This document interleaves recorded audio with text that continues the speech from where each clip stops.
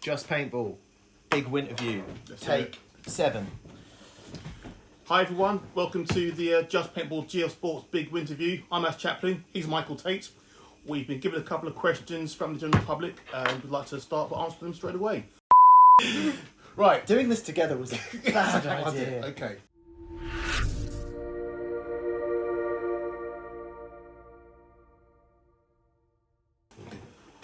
Our first question is from Steve Whittle-Brown for Ash, and Steve asks, just how good is new Triad loader compared to the Spire 4? Okay, so I've got one of the new Triad loaders here, one of the first ones in the country. I'll say full disclosure up front, I'm not familiar with every version of every other loader out there on the market, but what I will say is the Triad is everything you need from a loader, but without any of the other kind of like superfluous features. You know, I don't need it to connect to my phone. I don't need it to order me a kebab. Can I program it? You can turn it on and you can turn it off. I like that. But yeah, just to give a quick rundown of all the features. Toolless disassembly, comes quite quickly apart into 3 separate pieces. It's got the tactile on-off button, you know, just that's it. You're on or you're off. You're not going to accidentally slip into program mode or anything like that. We've got the speed feed and the rain lid. And it's also got the feed ramp inside. Those all come as standard features. You don't have to buy them as like extra upgrades just to make the product work properly. It's a force-fed loader, so you don't have any delay between the gun shooting the first ball and the loader kind of keeping up with the gun going into ramp. And likewise with mech guns, force-fed is definitely the way forward. That's kind of the popular choice amongst all the mech owners. The actual drive cone inside is like a magnetic clutch. Not the same as the Magna Drive, but kind of similar, and so therefore you don't have any kind of force feed issues where it like crushes the paint in the stack or anything like that. It's got sound activation and an eye sensor in the feed neck, so it basically starts and stops as quick as you can, and there's not going to be any kind of lag time or like anything stopping your gun getting into a ramp or anything like that. So all of that, 155 quid, game changer.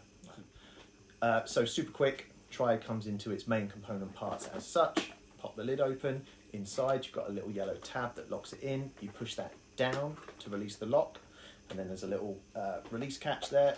Lift it up, the top comes away.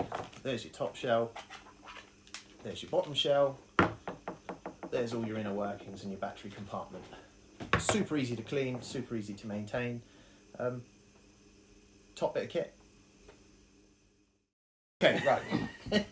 So sorry, Mike, will there ever be a new wave of E-mesh masks? Now, we haven't seen any new plans or any new samples for any new E-mesh designs. What we have seen, though, is a shift in demand for the Empire EVS system. It seems to be a very popular goggle with paintballers and airsofters. You've got a lot of additional features, such as the removable triple foam frame, a fantastic field of vision, and we believe it's a more tactical goggle compared to the E-mesh system. So I think going forward, you're going to start seeing a lot more in the way of Empire EVS models. Got next question from Richard Magani from Riptide, and his question is, will we ever see any Dynasty banana paintballs over here? So yeah, Dynasty banana paintballs, we definitely can get those in stock. With all things like this, we have to kind of gauge the demand for all the different products that we make, and obviously we have a lot of paint brands and paint grades that we do manufacture, so keeping a bit of everything in stock at all times is difficult, but as you always say on your Facebook posts, harass your dealer now, because basically that will then report back to us what the demand for this kind of thing is, and yeah, if the people want to see Dynasty paint, there will be Dynasty paint. Excellent. Hope that helps. Okay. Next question from Mike. Are we ever going to get any JT coats? Pretty much all our JT gear is custom now. So if you want a JT custom coat, we can make you a JT custom coat. At the moment, we currently have soft shell jackets and hoodies. You'll see the likes of S-Boss wearing the hoodies. And in the States, teams such as LA Extreme are wearing the soft shell jacket. It looks amazing. So if you do want your own custom JT gear, custom Empire gear, custom GI gear, get in touch with us through your dealers or through the Imperial program, and we can definitely hook you up with some elite swag. Next question is from Alex Clark, and Alex Clark asks, I've seen the Imperial program advertised on the web. Can my team get any design or logo printed? I mean, in a word, yes, but I'm sure you want a more detailed answer than that. So not only can you shoot the best paint, wear iconic goggles like JT and the EVS, stuff like that. Use the new JT Triad loader, which is super awesome. But yes, we can put your logo on jerseys, pants. We have a few different types of jerseys, 2 different types of pants for woods ball, speedball, whatever. You can have team packs with your personalised design on. What else do we do, Mike? I'm scrambling for my notes here. Gloves, t-shirts, hoodies, cleat covers, headbands, team banners. Yes to all of that, and I had to read that because there's so many things. Can even make you a custom JT goggle strap, a la Riptide, a la S-Boss. For your, and I've wrote here, your own unique flex. Ah! So, in short, look good, play good, win. And then with the Imperial program, you get podium rewards and discounts on top of that. So what's not to like? Glory awaits. Okay, right. Next question for Mike. Mike Oldham says, will JT bring out a goggle case? What Mike wants to know is why is Mike Oldham's goggles out of the box? Got to keep that pristine. Again, we haven't seen a plan or a sample for a goggle case, but also I think the products need to basically evolve with the market. Is a single goggle case the way forward? Most Proflex owners have more than one goggle, so maybe we need to look at a device that holds more than one goggle at one time. Goggle luggage, a goggle racking system. I was going to say, when he said goggle case, I genuinely thought he meant like an IKEA display unit. Maybe that's what you meant. We'll look into that. Cut this, call IKEA. Call IKEA, get some JT stickers. Yes. Yeah, that's a work in progress, Mike. Leave that with us. Yeah. Right. And then, I've got a question from Andy Whitmore. Now, Andy's asking us, Andy says, I love the new Empire paint. It's epic, obviously. But how do you suggest you store what I have left?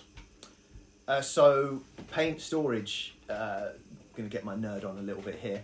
But there's 3 main factors, right? So, first things first, you've got to keep it dry. Yeah? And I don't just mean keep it out of water, because that's pretty obvious and easy, but I'm talking about like humidity. So, in the UK, we actually have quite a humid climate. Even in the winter, we have cold humidity, which is the worst. It's when you feel cold to your bones. It's what you don't get in Barbados, Mike. But yeah, so you've got to keep it dry. You've got to keep it in like a sealed bag or in sealed pods so that you're limiting the amount of moisture that can physically get to the shell, because if the shell gets moist, it starts to turn rubbery and you'll either get dimples, flat spots, and it won't shoot straight, it won't break on target. Right, so number 1, keep it dry. Number 2, you've got to keep it warm. So the actual fill of a paintball, the freezing point of that is kind of between 5 and 7 degrees Celsius. So obviously if your paint gets down that cold, the inside's actually going to solidify, the ball's not going to be evenly weighted, it's going to shoot wingy in the air, whatever, so you've got to keep it warm. But conversely, if you keep it too warm, say above 25 degrees, the shell can actually start to go a little bit rubbery, and then again, like the shell might not be perfectly round, or it might not break on the target, whatever. So you've got to keep it kind of an ideal thing. We keep our warehouse around about 18 degrees, which means don't keep it in your garage, keep it in your house. So the third point, you've got to take the pressure off. So, you know, when you pack your pods nice and tight, so it doesn't rattle around, you don't want the paint breaking in the pods when you're running around on the field, and you don't want it to be rattling, so when you're running down on that last guy, making your superstar moves through the middle, they don't hear you coming and you don't get chumped. That's great for that moment. Terrible for long-term storage. So if you're going to keep painting pods after a day's play, make sure you take like 10-15 pod balls out the top of the pod to take the pressure off. Likewise, if you're pouring the pods back in a bag, don't overfill the bag, don't cram more than, the 2,000 balls in a box kind of thing, because again, if you've just got all that pressure on it, you're going to start to get flat spots or misshapen paint or whatever. You've just got to, it's a bit of a princess, you've got to look after it. I have a question regarding paint storage, and I know the answer, but should you turn paint? Yes, because it keeps the pressure even, but ultimately, if you're not storing it under pressure, i.e., you're taking the weight off when it's in the pods, you don't have to turn it like that religiously and so on. Cool. But I mean, paint manufacturing is one art, and paint storage and management is an entirely separate art all of its own, and we don't short on both. It's why when you see us at like the CPPS events or the NXLs, we've got the great big refrigerated trucks, because obviously over the course of a day, the outside temperature can go from 5 to 25 degrees and back again. Sometimes worse because we're in England. And obviously those kind of temperature fluctuations, as I already said, can affect the paint one way or the other. So we have those fridge trucks because we want that paint kept at a solid, whatever it is, 15 degrees or so, 24 hours round the clock, so that whatever point in the day you take it off the truck, it performs exactly the same. And so we are always testing the paint to make sure it's at the optimum temperature for the performance, and then we keep it like that for the whole event long, so that when you guys use it as a player, it performs the same whether it's the first game of the day or the last game of the day. Nerd off. Okay, last question from Mike, from a name I cannot pronounce, so I will not attempt. Will Mike avenge his loss from the last year? Two-parter question. And will he be our powerful leader this year once again? I didn't lose, okay? I was simply found myself in a position where I was unable to win. Let's get that straight, okay? So, yeah, I mean, that was at the Mayhem Big Game, a fantastic event. Mayhem Big Game is great fun every year. It's basically the big game event. It's the event. Yeah. You have to be there, win or lose, as long as everyone has a great time. It's a good opportunity to catch up with people and friends again. So yes, I will be there. I'll be playing, but maybe this time we need somebody with a bit more skill, talent. You need a water stamina. Yes, and somebody hydrated. Did Adam Sandler? Yeah. So that's for ILV. So yeah, get paintball, get teams Rotterdam and get teams Karma over. We need you guys for this year, and hopefully we'll get a win. Thank you very much. Glory awaits. Glory awaits, indeed.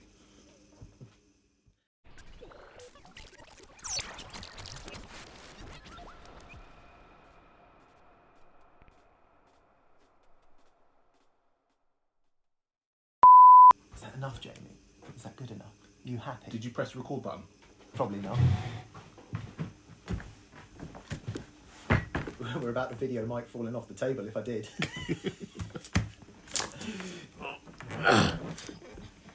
This is all still in shot. No record?